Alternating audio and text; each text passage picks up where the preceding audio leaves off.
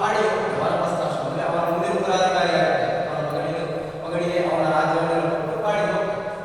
ಕಾಡಿಗೆ ಹೋಗೋದಾಗಿ ಅಂತ ಹೇಳಿದ್ರೆ ಭಗವಂತನ ಧ್ಯಾನ ಮಾಡಬೇಕು, ಅಂದರೆ ಭಗವಂತನ ನಾವು ಚಿಂತನೆ ಮಾಡಬೇಕು ಅಂತ ಹೇಳಿ ಹೊರಟ. ಹೋಗಿ ಅವನ ವಿದ್ಯಾರ್ಥಿಗಳಿಗೆ ಅಂದರೆ ಜಪ ಆಗಿರ್ಬೋದು ಅಥವಾ ಭಗವಂತನ ಧ್ಯಾನ ಆಗಿರ್ಬೋದು, ಭಗವಂತನ ಕುರಿತು ಕಥೆ ಕೇಳೋದು, ಶಾಸ್ತ್ರ ಕೇಳೋದು, ಈ ರೀತಿ ಮಾಡ್ತಾ ಇದ್ದಾರೆ. ಒಂದು ದಿನ ಕಾಡಲ್ಲಿ ಅಂತ ಹೇಳಿದ್ರೆ ಒಂದು ಹುಲಿ ಒಂದು ಗರ್ಭಿಣಿ ಜಿಂಕೆಯನ್ನು ಅಟ್ಟಿಸಿಕೊಂಡು ಬರ್ತದೆ. ಒಂದು ತೊರೆ ಇದೆ, ಆ ತೊರೆಯನ್ನು ಅದು ದಾಟಬೇಕು, ಅಂದರೆ ಭಯದಿಂದ ಅದು ಅದರ ಪ್ರಾಣ ಉಳಿಸೋದಕ್ಕೋಸ್ಕರ ಈ ಜಿಂಕೆ ಏನಾಗ್ತದೆ ಓಡ್ತಾ ಇದೆ ಆ ಹುಲಿಗೆ. ಆ ತೊರೆಯಿಂದ ಜಿಂಕೆ ಹಾರಬೇಕು, ಅಂದರೆ ಇದನ್ನು ಇಷ್ಟನ್ನು ಕೂಡ ಅರ್ಥ ಮಾಡ್ತಾ ಇಲ್ಲ. ಈ ಜಿಂಕೆ ಆ ತೊರೆಯನ್ನು ಹಾರಬೇಕಾದ್ರೆ ಅದೇನಾಗ್ತದೆ ಅಂದರೆ ಆ ಗರ್ಭಿಣಿ ಆದ್ದರಿಂದ ಅದು ಪ್ರಸವ ಆಯಿತು, ಅಂದರೆ ಆ ಜಿಂಕೆ ಮರಿಗೆ ಬಂದು ಆ ಜಿಂಕೆ ಬಂದು ಅಲ್ಲೇ ಸತ್ತೋಯ್ತು. ಆದ್ದರಿಂದ ಮನೆಗೆ ಯಾರೂ ಇಲ್ಲ. ಇಲ್ಲಿ ಅವನಿಗೆ ಕರುಣೆ ಬಂದರು.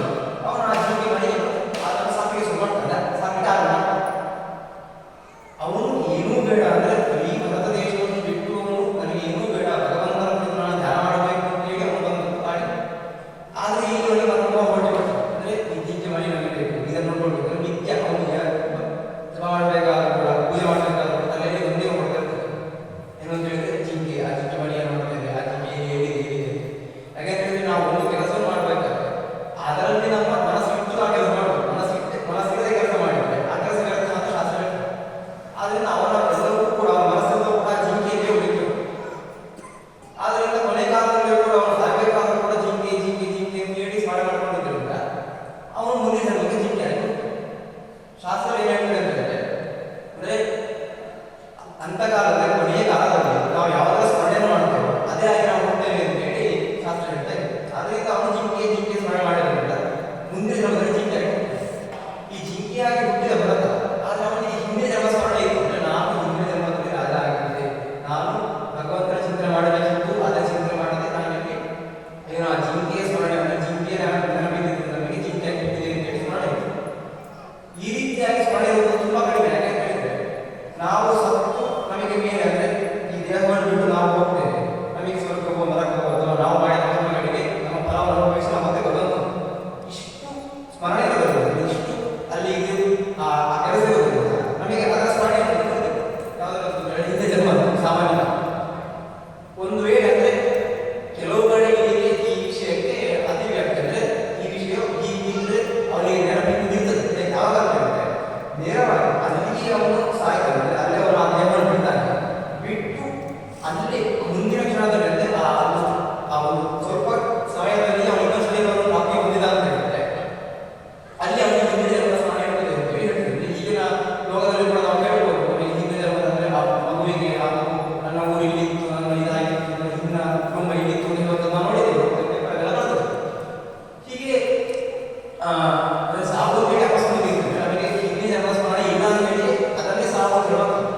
ಆದರೆ ಇಲ್ಲಿ ಒಂದು ಎಕ್ಸೆಪ್ಷನ್ ಅಂತ ಇಟ್ಕೊಂಡ್ರೆ ಇವನಿಗೆ ಹಿಂದಿನ ಜನ್ಮ ಸ್ಮರಣೆ ಇತ್ತು.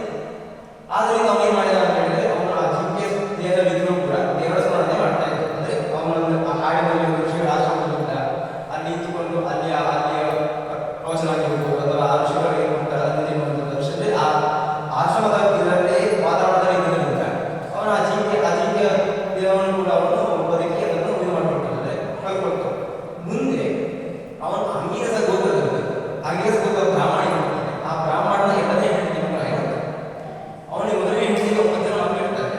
9 ಜನ ಮೇಧಾವಿಗಳು, ಸಣ್ಣ ಮೇಧಾವಿಗಳು ಎಲ್ಲರೂ ಕೂಡ. ಎರಡನೇ ಹೆಂಡತಿ ಇಬ್ಬರು ಮಕ್ಕಳು, ಗಂಡು ಒಂದು ಹೆಣ್ಣು.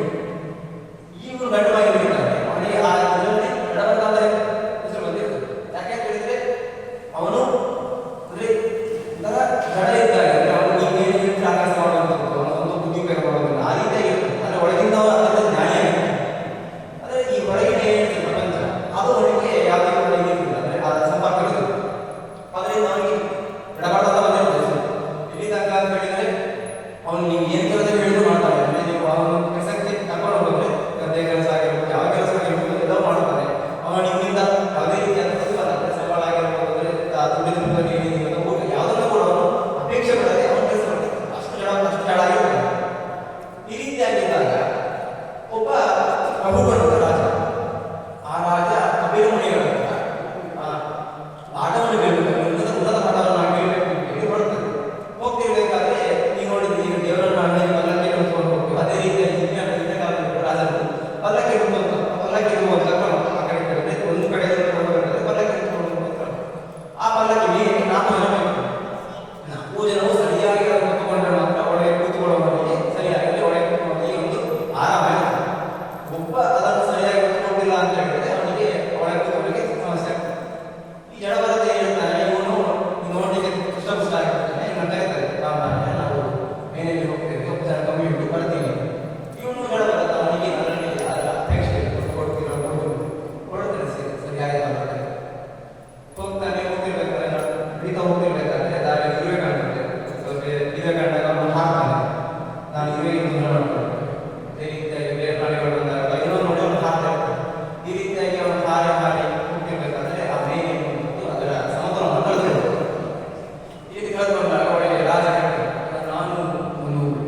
ರಾಜ ಆಗಿರಲಿಲ್ಲ.